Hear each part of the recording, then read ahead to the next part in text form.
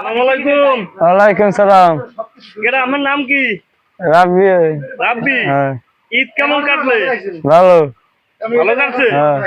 ও ঈদে কেমন কি কেনাকাটা করছেন কি? সেই। সেই। হ্যাঁ। ও আপনার তো ঈদে মনে হয় খুব মানাইছে অনেক নাকি? হ্যাঁ। অনেক ঘুরছেন নাকি? হ্যাঁ।